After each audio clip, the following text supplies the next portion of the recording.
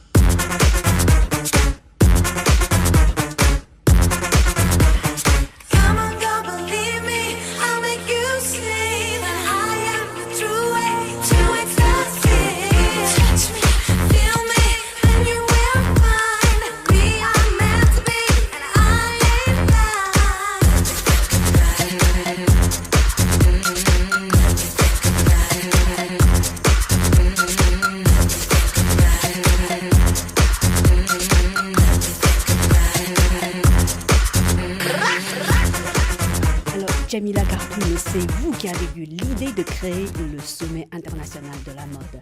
Oui. Est-ce que vous pouvez nous dire pourquoi vous avez créé cet événement ?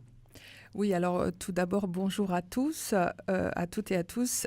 Effectivement, j'ai créé ce projet à la suite du Forum de la mode qui avait été organisé en 2017 par l'ancien ministère de la Culture en France et co-organisé par la Fédération française de la mode et la maire de Paris, Madame Hidalgo, dans l'objectif d'aider les créateurs français qui souhaitaient avoir de la visibilité en France, à l'échelle internationale aussi.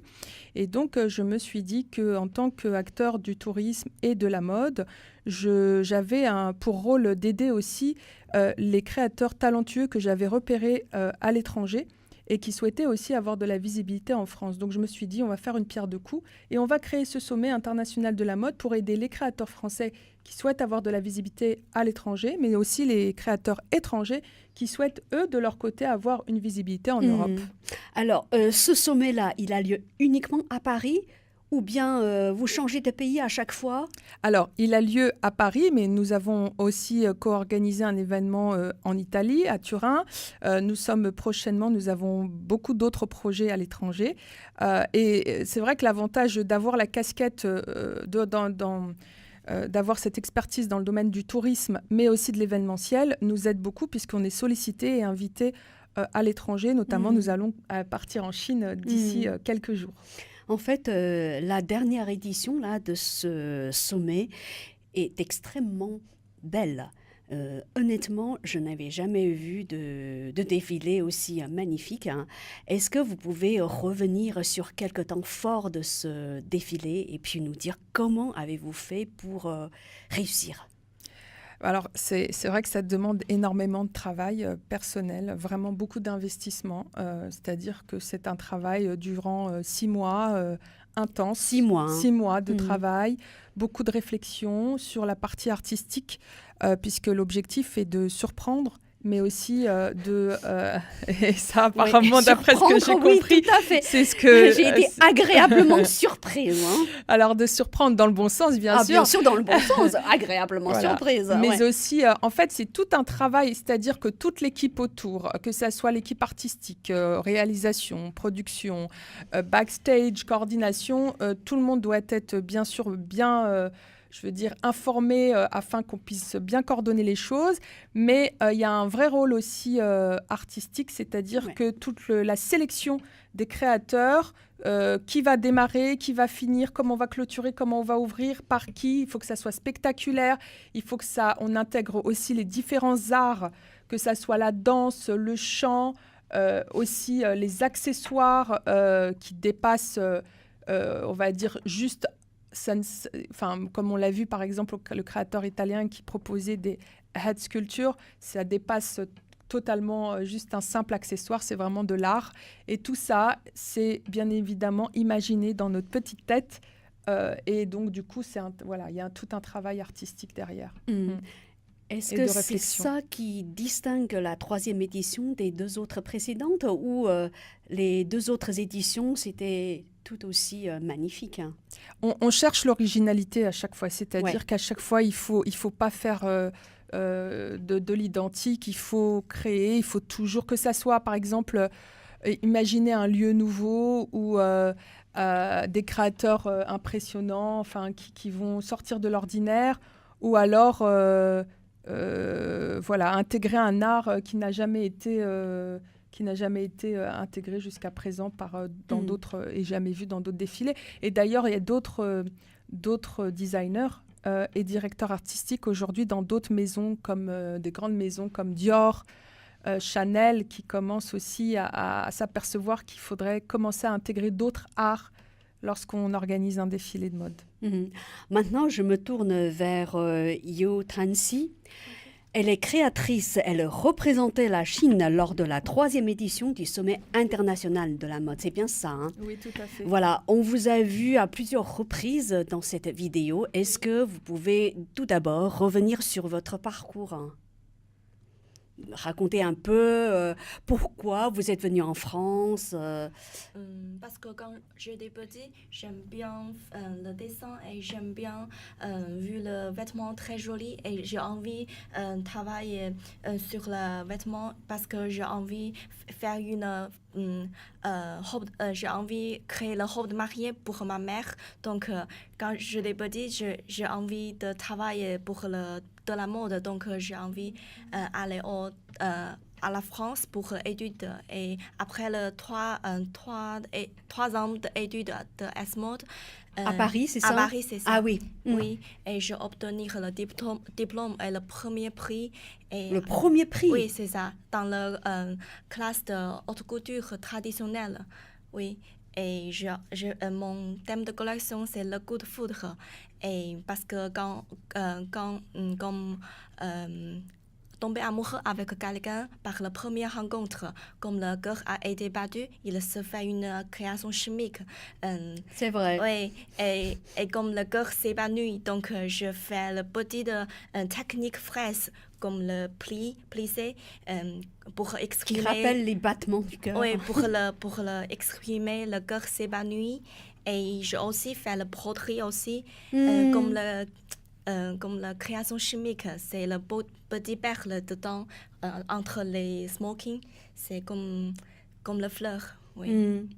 Et après ce parcours si brillant, vous envisagez de poursuivre votre carrière à Paris ou à Pékin ou dans d'autres villes internationales? Oui, maintenant je suis fait le stage à Paris. Oui. Et j'ai envie vraiment de travailler dans la robe de mariée.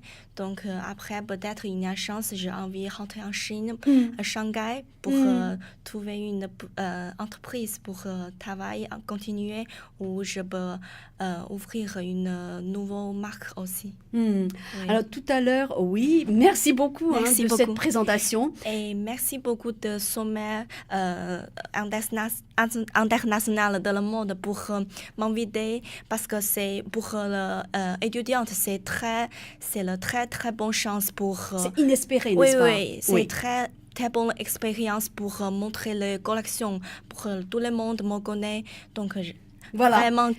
Vraiment, ça veut dire beaucoup. que la 3e édition du sommet international de la mode vous a donné une grande visibilité. Oui. Maintenant, je me tourne vers Jamila. Comment vous vous êtes rencontrés? Ou alors, comment vous l'avez repéré? Alors, tout simplement parce que S-Mode est notre partenaire depuis longue date. Ah. Et oui, et donc du coup, on surveille de très près les créateurs qui sortent de cette école. Donc, c'est puisque notre objectif est de repérer les talents de demain. Et pourquoi elle? Pourquoi pas d'autres chinoises ou d'autres créateurs chinois? Parce qu'on a aussi un petit peu un nez artistique et du coup, on a repéré qu'elle avait une collection intéressante à présenter. Je crois que vous êtes venu avec une présentation sous forme de vidéo de sa création. Oui. Est-ce qu'on pourrait regarder tout de suite? Exactement. Oui. You say you want me, you say you need me, you say you love me, how come you're leaving? You say you want me, you say you need me, you say you love me, how come you're leaving?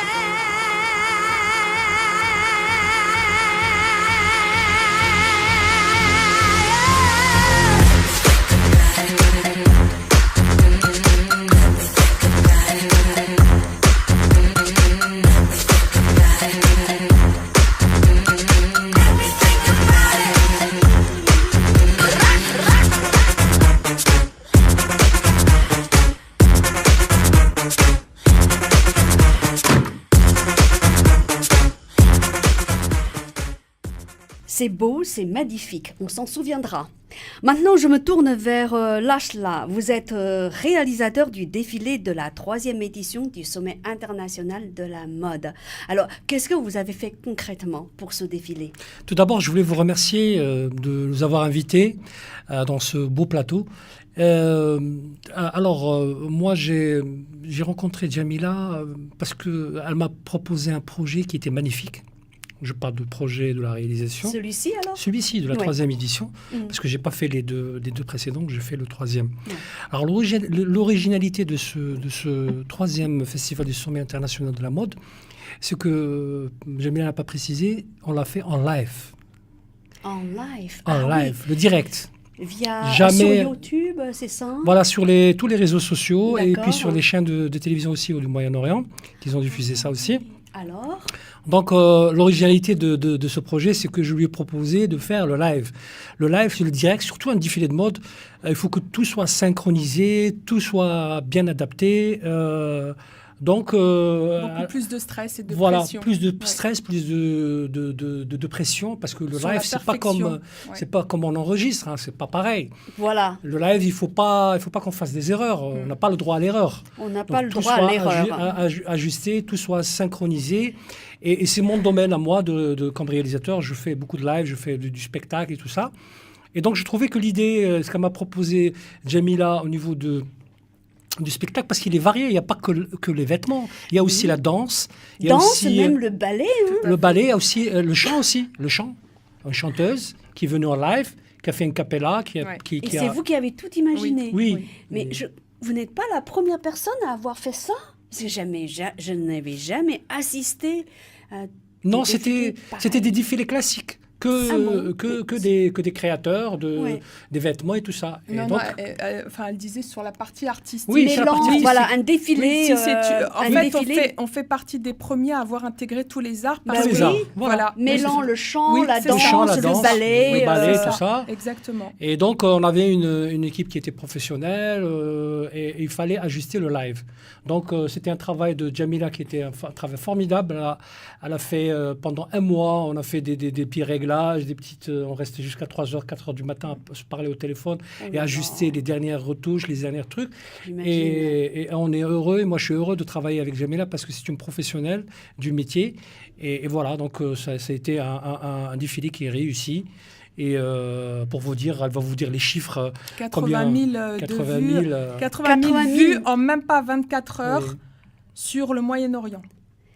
Rien que sur le Moyen-Orient. Oui, hein. Sur l'Afrique, on est à 35 à En 35 Afrique 35 aussi, 000. 35 000. 35 000. Ouais. En France, alors, on a les chiffres ou pas? Non, en pas France, pas en encore, France, hein. c'était en live, mais on n'a pas encore les chiffres, mais on peut en avoir. Donc, Mm. je crois qu'on va jusqu'à 1 million, je pense, Oui. de vues. 1 million de 1 vues. million de vues pour ce défilé.